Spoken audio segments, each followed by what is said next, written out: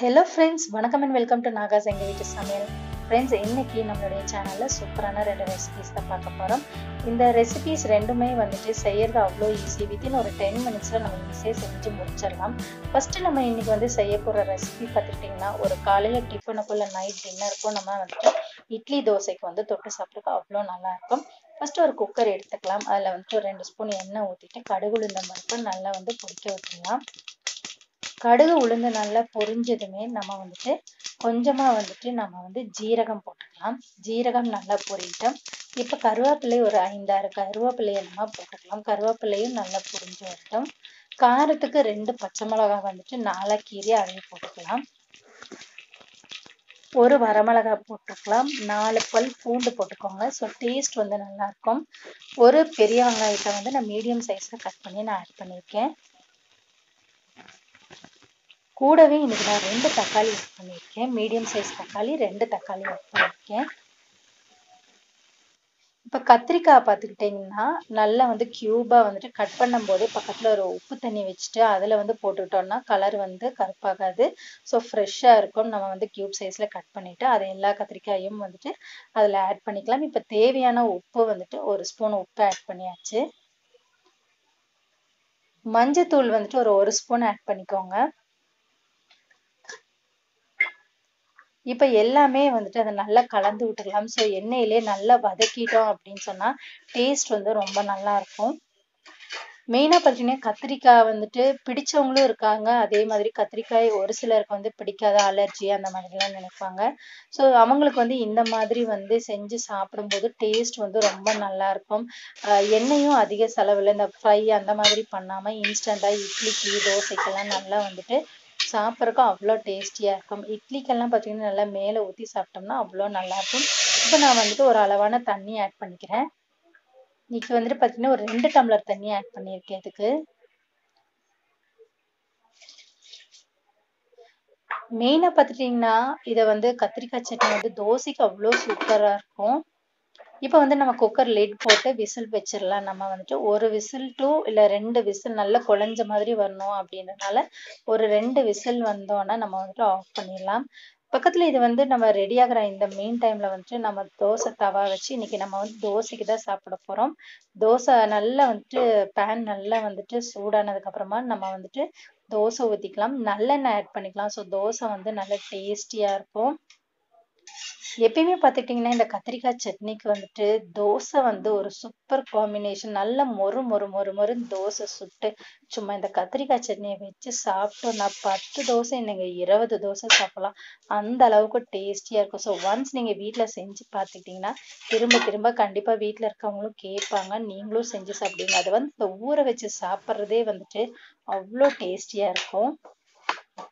இப்போ வந்து நம்ம தோசையை சுட்டு ஒரு 2 தோசையை சுட்டு வச்சாச்சு. இப்போ வந்துட்டு விசில் வந்து அடங்கினமே அந்த ஆவி அடங்கினதுமே நம்ம ஓப்பன் பண்ணி மத்து வச்சு நல்லா வந்து கடைஞ்சிக்கலாம்.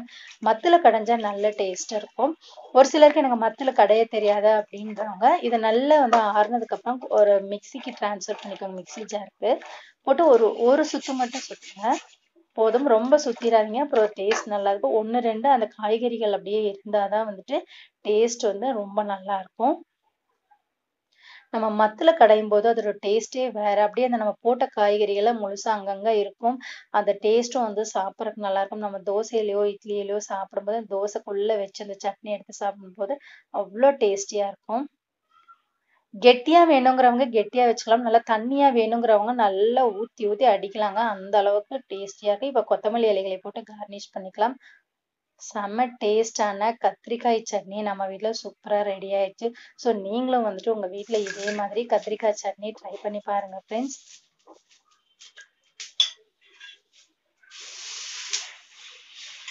இது வந்துட்டு கத்திரிக்காய் rice not only for idli dosa. நம்ம வந்துட்டு சாப்பாட்டுக்கு வேணும்னு நினைக்கிறவங்க ரைஸ்க்கும் வந்துட்டு தொட்டு சாப்பிடலாம். ரொம்பவுமே நல்லா இருக்கும்.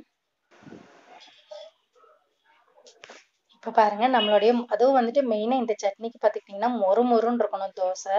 அப்போ தான் வந்து டேஸ்ட் நல்லாயிருக்கும். ஏன்னா இது வந்து அப்படியே கொல கொலன்னு இருக்கனால இந்த மொறு மொறு தோசை அப்படி வந்துட்டு இந்த கொல கொலன்னு இருக்க அந்த அப்படி காய்கறிகளோட அப்படி வந்து முக்கி சாப்பிடணும். முக்கி சாப்பிட்டோன்னா சான்ஸ் வந்து வேற லெவல். எங்க வீட்ல எல்லாம் வந்துட்டு ஒரு 10 தோசை சாப்பிட்டுருவாங்க. அப்ப மேக்ஸிமம் கேட்பாங்க. அந்த அளவுக்கு தோசை வந்து டேஸ்டியா இருக்கும். நெக்ஸ்ட் இன்னைக்கு நம்ம பார்க்கக்கூடிய ரெசிபி வந்து எக் ஃப்ரைட் ரைஸ் தான் நம்ம பார்க்க போறோம். அரிசி எல்லாம் நம்ம வந்துட்டு ரன்னிங் வாட்டர்ல நல்லா வந்துட்டு ஊற வச்சிடலாம். இப்போ வந்துட்டு நம்ம ஃப்ரைட் ரைஸ் பார்த்துக்கிட்டிங்க அப்படின்னா வந்துட்டு இன்னைக்கு மத்தியானம் லஞ்சுக்கு தான் வந்துட்டு நம்ம வந்து ஃப்ரைட் ரைஸ் ரெடி பண்ணிட்டு இருக்கோம்.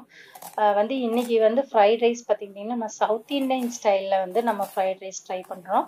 ஃபர்ஸ்ட் வந்து அதுக்கு வந்துட்டு ஒரு 4 பெரிய வெங்காயம் மீடியம் சைஸ் இருக்குல்ல, அதை நறுக்கி வச்சுக்கலாம். பச்சை மிளகாய், அதுக்கப்புறம் பூண்டு, இது எல்லாமே வந்துட்டு நம்ம நறுக்கி வச்சுக்கலாம். ஃப்ரைட் ரைஸ்க்கு பார்த்துட்டிங்கன்னா மெயினாக வந்துட்டு இந்த பூண்டை வந்து குட்டி குட்டியாக நம்ம நறுக்கி வச்சிட்டோம் அப்படின்னா டேஸ்ட் ரொம்ப நல்லா இருக்கும்.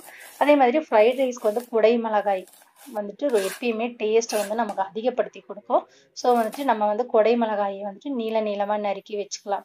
இன்னைக்கு மெயினாக என்னன்னா, இந்த குடை மிளகாயெல்லாம் நம்ம முழுசா போட்டு தாளிக்கும் போது குழந்தைங்கள்லாம் வீட்டில் வந்து அதை பச்சை மிளகான்னு நினச்சி வந்துட்டு பொறுக்கி அதை தனித்தனியாக எடுத்து வச்சிடுறாங்க. ஸோ நம்ம பச்சை மிளகாயும் நறுக்கி தான் வச்சுருக்கோம். நம்ம வீட்டில் வந்து சாஸ் ஐட்டம்ஸ்லாம் அதிகமாக யூஸ் பண்ணோம்னா பச்சை மிளகாய் தேவை கிடையாது. இப்போ வந்துட்டு ஒரு பாத்திரத்துல தண்ணி நல்லா கொதிக்க விடணும். தண்ணி நல்லா கொதிக்கும் போதே நம்ம எடுத்து வச்சிருக்கக்கூடிய பட்டை,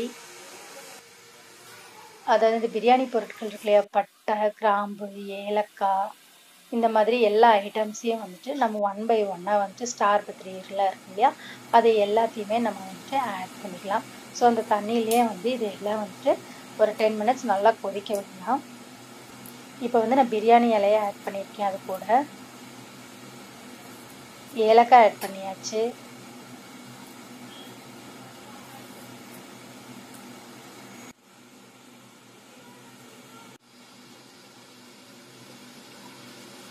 இப்போ நமக்கு கலர் தேவைன்னு நினைக்கிறவங்க குங்குமப்பூ கொஞ்சம் ஆட் பண்ணிக்கிட்டீங்க அப்படின்னு சொன்னா வந்து கலர் வந்து அப்படியே சேஞ்ச் ஆயிரும்.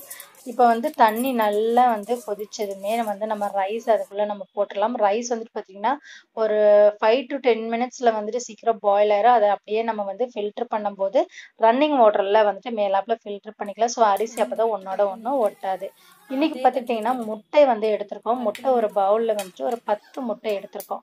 ஸோ நம்ம வீட்டில் எப்பயுமே வந்துட்டு பாப்புலேஷன் ஜாஸ்திங்கிறனால வந்துட்டு நம்ம வந்துட்டு ஒரு 10 முட்டை எடுத்திருக்கோம். ஸோ ஒரு பேனில் நல்ல ஒரு அகலமான பேன் எடுத்துக்கோங்க. எண்ணெயை நல்லா ஊற்றிட்டு அதில் வந்துட்டு நம்ம எடுத்து வச்சிருக்க முட்டையை போட்டு 1 ஸ்பூன் 2 ஸ்பூன் உப்பு போட்டுக்கோங்க. உப்பு போட்டு அதை நல்லா வந்து முட்டை பொரியலுக்கு நம்ம எப்படி செய்வோமோ அந்த மாதிரி நல்லா கொத்தி விட்டு சூப்பராக வந்து முட்டை பொரியல் ரெடி பண்ணிடுங்க. இது செய்யும் போதே பார்த்துக்கிட்டோம்னா நம்ம வீட்டில் பாதி காணாமல் போயிடும். அந்த அளவுக்கு வந்து நம்மளோட முட்டை பொரியல் வந்துட்டு டேஸ்டியாக இருக்கும். ஸோ வந்து நம்மளோட முட்டை பொரியல் நல்லா வந்து வதங்கி வந்துருச்சு. இப்போ நம்ம முட்டை பொரியல் ரெடி ஆயிடுச்சு. அதை வந்து ஒரு பவுலுக்கு நம்ம ட்ரான்ஸ்ஃபர் பண்ணிக்கலாம். இப்போ திருப்பி ட்ரான்ஸ்ஃபர் பண்ணிவிட்டு அதே பேனை எடுத்து வச்சுக்கலாம். அதில் வந்துட்டு இப்போ தேவையான அளவு எண்ணெய் வந்து நம்ம ஊற்றிக்கலாம். எண்ணெய் காயிற நேரத்தில் வந்துட்டு இன்னொரு பவுலில் வந்துட்டு கொஞ்சம் 2 ஸ்பூன் எண்ணெய் ஊற்றி வச்சுட்டு அதில் வந்துட்டு ஒரு 2 ஸ்பூன் மிளகாய் தூள் ஆட் பண்ணி கலந்து வச்சுக்கலாம். இப்போ நம்மளுடைய எண்ணெய் காஞ்சிருச்சு பேனில். அதில் வந்து நம்ம நறுக்கி வச்ச பூண்டு இருக்கு இல்லையா, ஒரு பெரிய கட்டை இருக்குல்ல, பூண்டை வந்து நம்ம ரெடி பண்ணி அதை வந்து நல்ல மைன்யூட்டாக சாப் பண்ணி வச்சுருக்கோம். அதை வந்து நம்ம ஆட் பண்ணிக்கலாம். இப்போ பச்சை மிளகாயெல்லாம் வந்து குழந்தைங்க தனியாக எடுத்து வச்சிருவாங்கன்றனால இன்னைக்கு என்ன பண்ணிட்டேன்னா மிக்சியில் அதெல்லாம் போட்டு அரைச்சிக்கிறேன். நான் பச்சை மிளகாயை அரைச்சிட்டேன். இப்போ சைடில் வந்து பூண்டு வந்து நல்லா பொரிஞ்சு வரணும். அந்த ஸ்மெல்லு வந்து வீடே தூக்கணும். அந்த அளவுக்கு வந்துட்டு டேஸ்டியாக இருக்கணும் அப்படியே அந்த ஸ்மெல்லு. இப்போ நம்ம எடுத்து வச்ச பெரிய வெங்காயத்தை நறுக்கி வச்சுக்கூட அதெல்லாம் ஆட் பண்ணியாச்சு. உப்பு போட்டாச்சு. ஸோ வந்து வெங்காயம் வந்து நல்லா வதங்கிட்டு இருக்கும். இப்போ எடுத்து வச்ச தக்காளி, குடை மிளகாய் எல்லாத்தையும் போட்டு ஜாரில் அரைச்சாச்சு. ஸோ நல்லா வந்துட்டு ஒரு தருதரன் டேஸ்ட்டு வந்துட்டு ரெடி ஆயிடுச்சு. இப்போ நம்ம வெங்காயத்து கூட எல்லா குடை மிளகாயும் ஆட் பண்ணல, கொஞ்சம் பாதி தான் ஆட் பண்ணியிருக்கோம். ஸோ நம்ம அந்த கிரன்ச்சி டேஸ்ட் வரணும்ல, அதுக்காக இப்போ நம்ம வந்து மிக்சி ஜாரில் அரைச்சி வச்ச அந்த மசாலாவையும் நம்ம வந்துட்டு காயெல்லாம் போட்டு அரைச்சி வச்சோம் இல்லையா, அதையும் வந்து இப்போ நம்ம ஆட் பண்ணிக்கலாம். இப்போ நம்ம மிளகாய் தூளை வந்து எண்ணெயில் போட்டு வச்சுருந்தோம் இல்லையா, அதையும் நம்ம ஆட் பண்ணிக்கலாம். ஸோ காரம் வந்து ஈவனாக எல்லா இடத்துலையும் பிடிக்கும். இப்போ நம்ம வந்து ரைஸ் ஆல்ரெடி நம்ம ஃபில்டர் பண்ணி வச்சுருக்கோம். அதில் இருக்க அந்த பட்டை கிராம்பு அதெல்லாம் தனியாக எடுத்து வச்சுட்டு இந்த மசால் வந்து நல்லா வெந்து ரெடி ஆயிடுச்சு. ஸோ வந்து ஒரு அகலமான பாத்திரத்தில் இன்றைக்கி நான் நல்லா ஒரு பெரிய வடை சட்டியில் வந்து ரைஸை வச்சுருக்கேன். கூட இந்த மசால் ரெடியானதை கொஞ்சம் கொஞ்சமாக போட்டு பெரட்டிக்கலாம். மொத்தமாக போட்டு பெரட்டினீங்கன்னா பாசுமதி ரைஸுங்கிறனால வந்துட்டு அரிசி உடஞ்சிரும். ஸோ வந்துட்டு மொத்தமா போடாதீங்க. கொஞ்சம் கொஞ்சமா போட்டு கிளறிக்கோங்க. மேலாப்புல கிளறிட்டே இருங்க. இப்போ நம்ம வந்துட்டு முட்டை ஆல்ரெடி ரெடி பண்ணி வச்சிருக்கோம் இல்லையா? அந்த முட்டைய வந்து எல்லாமே நம்ம ஆட் பண்ணிக்கலாம். நம்மகிட்ட வந்துட்டு சோயா சாஸ் இருந்துச்சு அப்படின்னு சொன்னா நீங்க வந்து இதை வந்துட்டு ரெடி பண்ணும்போதே சோயா சாஸும் வந்துட்டு ஸ்டவ்ல இருக்கும்போதே சோயா சாஸும் ஊற்றி லைட்டா வந்து ஒரு 2 பெரட்டு பெரட்டிக்கலாம். இன்னைக்கு வந்துட்டு என்கிட்ட சோயா சாஸ் இல்லை, அதனால நான் ஆட் பண்ணல. மிளகுத்தூள் இப்போ ஆட் பண்ணேன். ஸோ மிளகுத்தூள் ஒரு லைட்டாக ஒரு 1/2 ஸ்பூன் ஆட் பண்ணிக்கோங்க. ஏன்னா வந்துட்டு நம்ம ஆல்ரெடி பச்சை மிளகாய் குடை மிளகாய் எல்லாம் ஆட் பண்ணியிருக்கோம். இப்போ வந்துட்டு நான் டொமேட்டோ சாஸ் ஆட் பண்ணிக்கிறேன். ஃப்ரைட் ரைஸை பொறுத்த வரைக்குமே நம்ம டொமேட்டோ சாஸ் ஆட் பண்ணும்போது தான் அந்த காரம் ஸ்வீட்டிஷ் ரெண்டும் சேரும்போது அந்த டேஸ்ட் வந்து ரொம்ப நல்லா இருக்கும். ஸோ நம்மளுடைய எக் ஃப்ரைட் ரைஸ், அதாவது ரோட் சைடில் வந்துட்டு எப்படி பண்ணுவாங்களோ அந்த மாதிரி எக் ஃப்ரைட் ரைஸ் சூப்பராக நம்ம வீட்டில் ரெடி ஆயிடுச்சு. பாருங்க. நீங்களும் ஃப்ரெண்ட்ஸ் இதே மாதிரி உங்க வீட்ல செஞ்சு பாருங்க. செய்யறது வந்து ரொம்பவுமே ஈஸி. மெயினா குழந்தைங்க வந்து காய்கறியை முழுசா சாப்பிட மாட்டான்னு நினைக்கிற வீட்ல வந்துட்டு இந்த மாதிரி ஸ்கூலுக்கெல்லாம் காலேஜஸ்க்கெல்லாம் டிஃபன் பாக்ஸ், அதாவது லஞ்ச் பாக்ஸ்க்கெல்லாம் இந்த மாதிரி செஞ்சு கொடுங்க. ஃப்ரெண்ட்ஸ் இந்த வீடியோ உங்களுக்கு வந்து ரொம்பவுமே யூஸ்ஃபுல்லா இருந்திருக்கும். இந்த ரெசிபிஸ் ரொம்பவுமே யூஸ்ஃபுல்லா இருந்திருக்கும்னு நம்புறேன். இந்த வீடியோ பிடிச்சிருந்தா லைக் பண்ணுங்க, ஷேர் பண்ணுங்க, கூடவே பக்கத்துல இருக்க பெல் பட்டனை பிரஸ் பண்ணி சப்ஸ்கிரைப் பண்ணுங்க. ஆளுங்கிற ஆப்ஷனே பிரஸ் பண்ணுங்க. தேங்க்ஸ் ஃபார் வாட்சிங்.